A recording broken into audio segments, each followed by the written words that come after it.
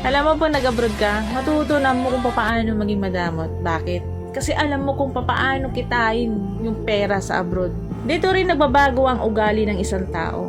Bakit? Dahil sa mga taong nakakasalamuhan nila na hindi nila kaugali. Dahil sa mga taong nakakasalamuhan nila na iba't iba ang pag-uugali. Karamihan sa mga tao sa Pilipinas at hindi naging OFW kailanman, hinuhusgahan nila yung mga tao na naging OFW na kesyo mayaman na kesyo nasa ibang bansa na kesyo nakahawak na ng pera, na kesyo gumaan ng buhay, lumaki ng bahay mayabang na.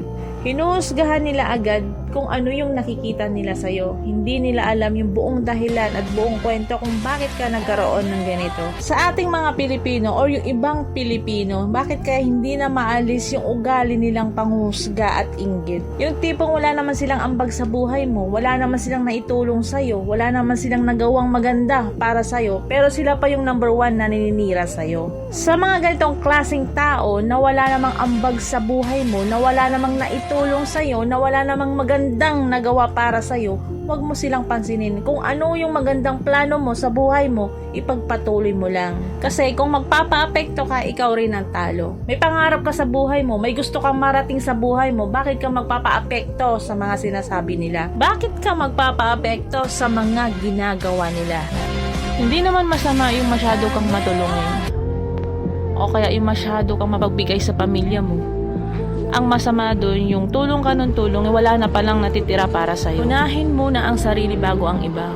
Kung yung mga linyahan nila na sinasabi nila na ang pera mo ay hindi mo madadala sa hukay, sinasabi yan ng mga taong walang pangarap. Sinasabi yan ng mga taong hindi pinaghahandaan ng kinabukasan. Real talk po tayo. Sa mundong ibabaw, kailangan ng pera. Pinanganak ka pa lang, kailangan ng pera. Mag-aaral ka, kailangan ng pera. Ikakasal ka, kailangan ng pera. At sigit sa lahat, ang pinakagastos ay pag namatay ka. Kaya hanggat may trabaho or kumikita ka pa, mag-ipon para sa sarili. Paghandaan ng kinabukasan. Hindi ko tinuturo kung paano kayo maging madamot sa kapwa nyo. Kasi yun po ang realidad. Hindi habang buhay malakas tayo at nagtatrabaho tayo. Dahil pagdating ng araw, kakailanganin mo ang perang pinagpagod.